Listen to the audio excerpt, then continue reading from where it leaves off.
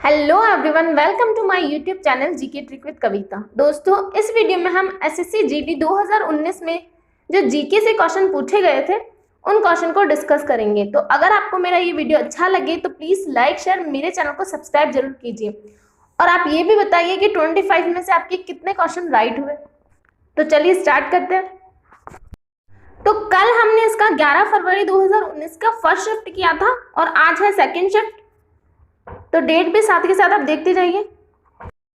तुम्हारा पहला क्वेश्चन है, किस देश ने 19वीं शताब्दी से सार्वभौमिक मताधिकार दिया? तो किस देश ने दिया सार्वभौमिक मताधिकार? पाकिस्तान, भारत, श्रीलंका या फिर न्यूजीलैंड? सार्वभौमिक मताधिकार क्या होता है? सभी वयस्कों को मत देने का अधिकार होता है सार्वभौमिक मताधिकार। तो ये किसने दिया था? ये दिया था न्यूजीलैंड ने। Option number D. Next question है, ओडिशा में सबसे बड़ी अप्रवाही पानी की झील कौन सी है? तो अगर हमें ये पता होगा ओडिशा में कौन सी झील है तो हम इस क्वेश्चन का आंसर दे सकते हैं। तो ऑप्शन है डल झील, चिल्का झील, वूलर झील या फिर पुलिकट झील। तो ओडिशा में कौन सी झील है? चिल्का झील है। तो यही है सबसे बड़ी अप्रवाही पानी की झील।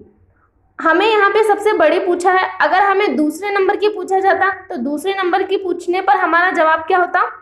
पुलिकट झील। ये सबसे बड़ी दूसरी अप्रवाही पानी की झील है। अदर ऑप्शन में हमें दिया है डल झील और वूलर झील। तो ये दोनों झील कहां पर स्थित है? तो ये दोनों है जम्मू कश्मीर में। और पुलिकट झील कहां पर है? आंध्र प्रदेश और तमिलनाडु के बॉर्डर पर स्थित है ये पुलिकट झील। नेक्स्ट तुम्हारा अगला क्वेश्चन है, डैश एक ऐसे नृत्य का रूप है जो कला में हिंदू और मुस्लिम विशिष्टता के अद्भुत सहयोग का प्रतिनिधित्व करता है। तो कौन सा नृत्य है जो हिंदू और मुस्लिम दोनों की विशेषता को प्रतिनिधित्व करता है? ऑप्शन है ओडिसी, कथकली, मणिपुरी या फिर कथक। तो वो नृत्य है कथक नृत्य। कथक नृत्य के लिए कौन प्रसिद्ध है? तो कथक नृत्य के लिए सबसे ज्यादा प्रसिद्ध है बिरजू महाराज। नेक्स्ट क्वेश्चन है, बेगम हजरत महल भारत के निम्नलिखित में से किस विद्रोह से संबंधित है? तो बेगम हजरत महल भारत के किस विद्रोह से संबंधित है? तो यह है सिपाही विद्रोह 1857, जो कि हमारा ऑप्शन नंबर ए है। सिपाही विद्रोह 1857 को और किस नाम से जाना जाता है? तो इसे प्रथम भारतीय स्वतंत्रता संग्राम के नाम से भी जाना जाता है। तो ये भी आप याद रखिएगा। नेक्स्ट तुम्हारा अगला क्वेश्चन है, a century is not enough पुस्तक लिखने वाले प्रसिद्ध भारतीय क्रिकेटर का नाम बताइए। तो किसने a century is not enough पुस्तक लिखी है? ऑप्शन है विराट कोहली, सौरव गांगुली, वीरेंद्र सहवाग या फिर सचिन तेंदुलकर। तो a century is not enough पुस्तक है सौरव गांगुली की। ऑप्शन में हमें दिया है सचिन तेंदुलकर। तो सचिन तेंदुलकर की एक पुस्तक का नाम प्लेइंग इट माय वे, जो कि अक्सर एग्जाम का पार्ट बनती है। तो ये भी आप याद रखिए। नेक्स्ट तुम्हारा अगला क्वेश्चन है, राष्ट्रीय ग्रामीण रोजगार गारंटी अधिनियम कब पारित हुआ था? 2005 में, 2000 में, 1900 में या फिर 2019 में? तो राष्ट्रीय ग्रामीण रोजगार गारंटी अधिनियम पारित हुआ था 2005 में, जिसे मनरेगा के नाम से भी जाना जाता है। और हम मनरेगा से क्या याद रख सकते हैं? 2020 में मनरेगा के तहत सबसे ज्यादा रोजगार देने वाला राज्य कौन सा था? ये था उत्तर प्रदेश। नेक्स्ट क्वेश्चन है, भारत में स्टैच्यू ऑफ यूनिटी की दुनिया की सबसे ऊंची प्रतिमा डैश की है? तो किसकी है ये सबसे ऊंची प्रतिमा स्टैच्यू ऑफ यूनिटी? ऑप्शन है सरदार वल्लभ भाई पटेल, डॉक्टर भीमराव अंबेडकर, मोहनदास करमचंद गांधी या फिर विनोबा भावे। तो स्टैच्यू ऑफ यूनिटी है सरदार वल्लभ भाई पटेल की, जो कि हमारा ऑप्शन नंबर ए है। स्टैच्यू ऑफ यूनिटी किस राज्य में स्थित है? तो ये है भारत के गुजरात में स्थित। नेक्स्ट क्वेश्चन है, स्ट्रेट फ्रॉम द हार्ट पुस्तक के लेखक कौन है? MS धोनी, सचिन तेंदुलकर, कपिल देव या फिर सौरव गांगुली। तो स्ट्रेट फ्रॉम द हार्ट पुस्तक है कपिल देव द्वारा लिखित। नेक्स्ट क्वेश्चन है, स्थानीय सरकार की त्रिस्तरीय प्रणाली में डैश शामिल नहीं है। तो कौन स्थानीय सरकार की त्रिस्तरीय प्रणाली में शामिल नहीं है? जिला परिषद, पंचायत समिति, ग्राम समिति या फिर ग्राम पंचायत। तो जिला परिषद शामिल है, पंचायत समिति शामिल है और क्या शामिल है? ग्राम पंचायत शामिल है। क्या शामिल नहीं है? ग्राम समिति, जो कि हमारा ऑप्शन नंबर 3 है। नेक्स्ट क्वेश्चन है, किस राज्य की समुद्री तट रेखा सबसे लंबी है? तो किस राज्य की समुद्री तट रेखा सबसे लंबी है? तमिलनाडु केरल, कर्नाटक या फिर गुजरात? तो सबसे लंबी तटरेखा है गुजरात की, ये पूरे भारत का 23% लंबी है। और सबसे छोटी अगर हमें पूछा जाए तो सबसे छोटी तटरेखा किसकी है? यह है गोवा की। नेक्स्ट क्वेश्चन है किस युद्ध में नेपोलियन की पराजय हुई थी? तो कौन से युद्ध में नेपोलियन की पराजय हुई थी? आर्कोले, जैना, वटारलू या फिर लिग्नी?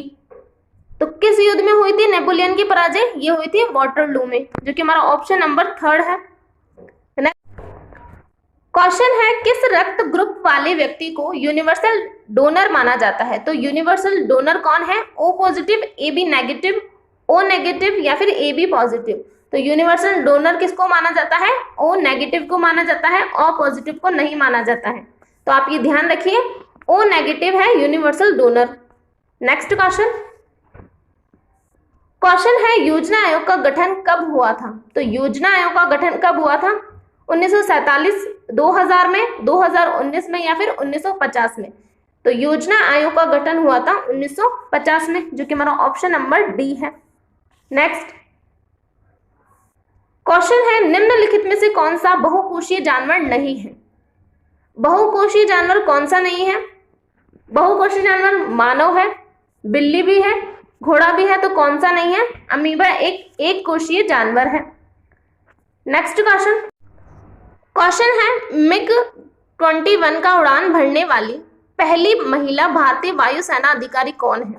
ऑप्शन है खुशबू मेहता, अंजलि गुप्ता, अवनी चतुर्वेदी या फिर भावना शर्मा। तो मिग 21 का उड़ान भरने वाली पहली महिला भारतीय वायुसेना अधिकारी कौन है? यह है अवनी चतुर्वेदी। नेक्स्ट क्वेश्चन है भारत विश्व युद्ध में अपने प्राणों का बलिदान करने वाले भारतीय सैनिकों की याद में बनाए गए अखिल भारतीय युद्ध स्मारक को आज किस नाम से जाना जाता है? ऑप्शन है लाल किला, इंडिया गेट, चार मीनार या फिर जमा मस्जिद।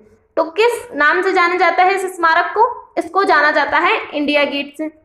इंडिया गेट कहाँ स्थित है? तो इंडिया गेट है नई दिल्ली में स्थित, लाल किला भी नई दिल्ली में है, चार मीनार है तेलंगाना में और जमा मस्जिद भी नई दिल्ली में स्थित है। हमें पूछा, यहाँ पे लिखा है इंडिया गेट।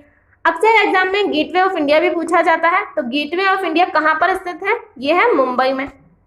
नेक्स्ट क्वेश्चन है निम्नलिखित में से कौन सा पदार्थ सबसे कठोर है? तो सबसे कठोर पदार्थ कौन सा है? कोयला, लोहा, चांदी या फिर हीरा? तो सबसे कठोर पदार्थ है हीरा, जो कि हमारा ऑप्शन नंबर 4 है। नेक्स्ट क्वेश्चन है स्पर्श के कारण पौधे में होने वाली दिशात्मक वृद्धि क्या कहलाती है? तो जो स्पर्श से होती है उसे क्या कहेंगे? स्पर्शानुवृत्त कहेंगे, जो कि हमारा ऑप्शन नंबर 1 है। नेक्स्ट क्वेश्चन है संयुक्त राज्य अमेरिका ने किस वर्ष में लोकतांत्रिक संविधान अपनाया? तो संयुक्त राज्य अमेरिका ने किस वर्ष में लोकतांत्रिक संविधान को अपनाया था? तो ये अपनाया था 1787 में। और भारतीय संविधान कब लागू हुआ था? तो ये हुआ था 1949 में। नेक्स्ट क्वेश्चन है भारत में 500 और 1000 के करेंसी नोट किस वर्ष में अमान्य घोषित किए गए थे? ऑप्शन है 2001, 1998, 2016 या फिर 2019। तो ये सभी को पता है कब अमान्य घोषित किए गए 500 और 1000 के नोट? 2016 में। 2016 में भारतीय रिजर्व बैंक के गवर्नर कौन थे?